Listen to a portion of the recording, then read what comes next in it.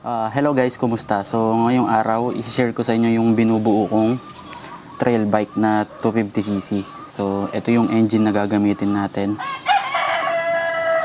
So 2-stroke pa rin. Ang engine na to galing siya sa production bike na trial bike ha, yung TY250R. Ayun siya guys. So vintage na rin. So galing siyang trial bike.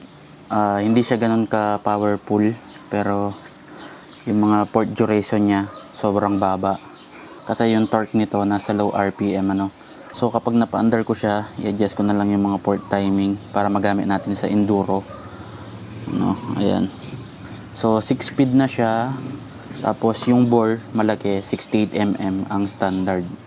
So nabili ko lang to online. Ayan, kailangan lang niya ng bagong signal bearing at mga oil seal. So yung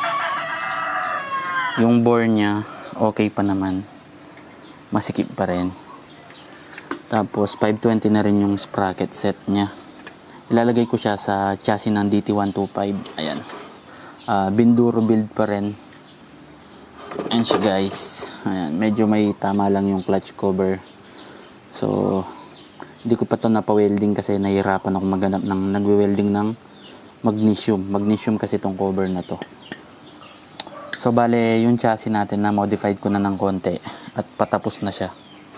So ito yung chassis ng DT125 natin no. Ayan, na modified ko na.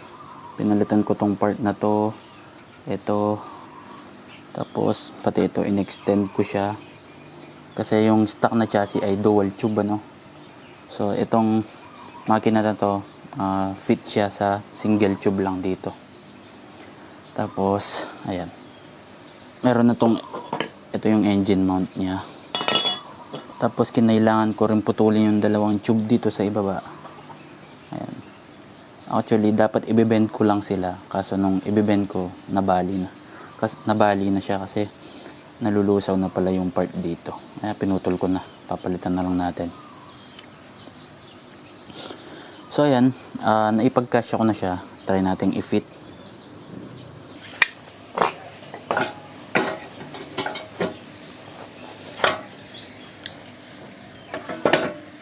Ayan, pang laro-laro ko lang naman to. Okay, itong bracket natin dito, engine mount.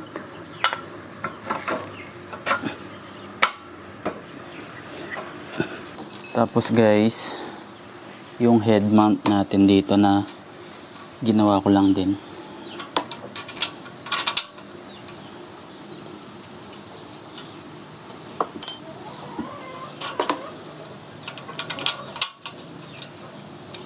Okay. Yung isang side.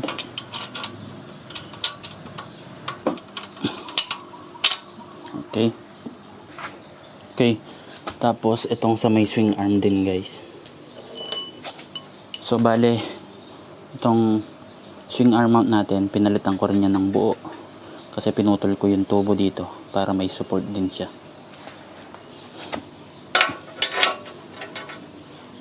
So pinutol ko yung tubo dito kasi tumatama siya sa may kickstarter nito. Ayan.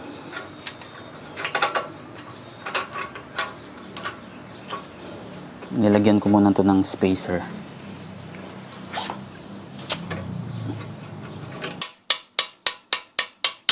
Okay. So ayan, kasya na din. Tapos ito lalagyan ko pa ng bracket dito. Di pa yan tapos. So bali gagawa na tayo ng custom swing arm yan kasi meron tayong engine mount dito sa swing arm. Ayan, may nabili na akong mga needle bearing kasi ko-convert ko na siya sa needle bearing. Ayan, needle bearing ng CRF 150. So ayan guys, no, ito yung sinasabi kong pinalitan ko kasi iba yung kickstarter nito nasa taas. Ayan. So sumaside siya dun sa stock chassis, yung stock tube dito. So ayan, naglagay ako ng bago. Tapos pinalitan ko rin tong swing arm mount. Ayan, buo. Ayan, para may support itong tube na to dito. Ayan. So pangit pa ng weld nito kasi sira yung welding machine ko nung ginawa ko to. Ayan na. Pero napaayos ko na siya ngayon. Medyo mahina siya, no, kaya ayaw dumikit. Pero ngayon okay na siya. Ayusin ko lang itong mga welds na to kasi ang kakapal. So hindi pwede yung dual tube kasi yung exhaust nito naka-side siya, hindi tulad ng stock na nasa center, ano. So bali hindi pa yan tapos kasi maglalagay pa ako ng ayan, support dito sa ilalim, yung dalawang tube, ano. Kasi yung TY250 wala siyang tube dito talaga sa ibaba. Yung stock chassis nito walang tube, kaya meron na tong engine support meron na tong engine mount dito na single tube lang, ano. So ang pinaka protector niya lang dito, meron siyang skid plate na makapal doon sa stock na TY250. So ayan, kaya yung tube na to hindi siya tumatagos hanggang ilalim, ano, hanggang dito lang siya. Hindi na siya, wala na siyang lalabasan dito kasi nakasagabal na tong engine mount natin, ano. So ang pinoproblema ko ngayon, saan ko ilalagay yung mga tube natin dito, kung saan ko sila imamount. So meron naman tong tornilyuhan dito ng skid plate nya, so baka ilagay ko na lang yung mga tube natin dito, tapos gagawa ko ng plate at ito tornilyo ko dito, no. Ito tinry kong i-flatten kaso mukhang mahina siya, no. Kaya pwede rin ganyan. Tutornilyo ko na lang sana dito kaso kapag sa trail kasi baka kapag tumama itong tube na to mabasag itong engine mount natin, ano. So dapat dito siya nakatornilyo para nakasupport, dito siya nakasupport, ano, dito siya nakatukod dito sa tube na to, hindi dito sa engine mount. Okay, so ito yung nabili kong gas tank, DTJ siya, DT125 na sinauna, no. Ayan, DTJ. At then try nating ilagay. So ayan, ayan siya guys, vintage look lang na pang trail. Ito yung mga shock na to, ito yung mga pakalat-kalat na shock dito sa amin. Ayan, magagamit ko pa pala. So bale yung ilalim na lang yung aayusin ko, tapos yung mga konting support dito at yung sa may ibaba. Okay, ito yung mga parts natin. So ito yung front sprocket 520 13T yata to. Ito yung balak kong ilagay na rear sprocket pang XR200. Ayan, 520 na din. Tapos may nabili na rin akong chain yan. Ito, generic lang din, Honda parts. Tapos may nabili akong ito yung swing arm bearing kit. So nabili ko to sa Indonesia kaso fake lang to. Ang problema nito, maluwag na siya agad. Napakamura lang nito eh.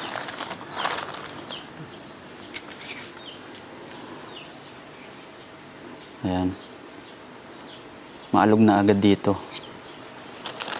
Parang 300 plus lang bili ko dito. So yun, kaya hindi ko na siya gagamitin kasi may binili ako. Bumili na akong original sa Honda. Ayan, mga orig bearing na Japan. Tapos swing arm axle, yung bushing hindi ko na muna bubuksan, at isa pang bearing. Ayan, orig na yan.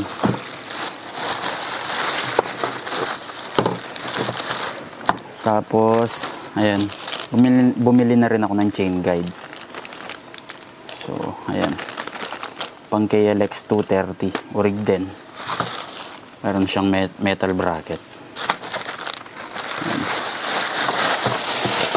isang set na yan. So, yan yung mga ilalagay natin kapag nabuo ko na yung swing arm. So, ngayon, gagawin ko muna yung mga tube natin sa ibaba.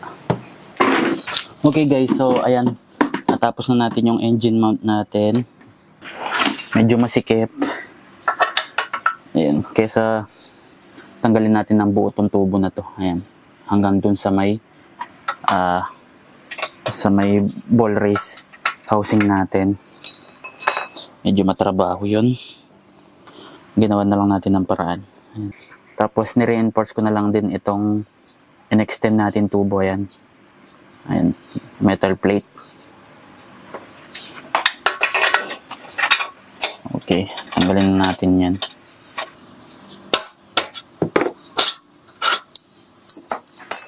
Tapos yung engine mount natin, pwede naman natin siyang hugutin dito. Ayan. Gamitan mo lang ng technique. Medyo masikip kasi. Nasaan na ba? Ayun. Okay. So, ang pinoproblema ko lang dito talaga yung drain bolt ng oil. Ayan. Nakatutok siya patalikod, hindi pababa. Ano? And kaya nagtira ako ng space dyan. So, madudukot pa rin naman yan. Ayan. So, madudukot pa rin naman yan dyan. Ayan. Gamit lang kayo ng elbow na wrench. O pwede lang i-loosen dito sa baba, guys. Ayan. So, maluwag naman kasi yan kahit nandito yung swing arm. Pwede ring hanap tayo ng elbow para maitutok natin pababa yung drain plug. Tanggalin ko lang tong swing arm mount natin.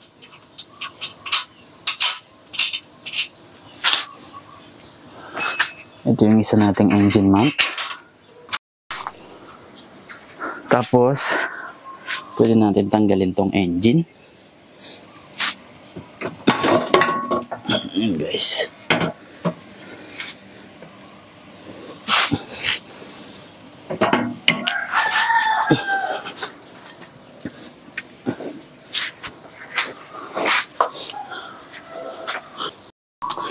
So, ayan guys, no. So, meron pa akong mga kailangan gawin dito. Kailangan ko pang ikat ng konti. Ito, nilagay kong plate dito para may access tayo dun sa drain plug, ano. Ayan. Kompleto na siya. So, next update natin ay kapag gagawa na tayo ng swing arm. Kasi nahirapan ako maghanap ng makapal na tubular dito sa amin. Yung mga hardware, puro maninipis. Walang kahit 2 mm man lang, wala. So, pag gumawa tayo ng swing arm na 1x2 na tubular, kahit 2 mm na kapal lang sana makahanap tayo. Kasi yung stock swing arm natin metric siya, no, 20 mm by 30 mm siya, no. So yung 1x2, 1 and 1, 1x1 and 1 half, mahirap na hanapin na tubular na ganong size dito sa amin. Pero try nating maghanap. So ayan, hanggang dito lang muna tong update na to. Sa next video na lang, ride safe.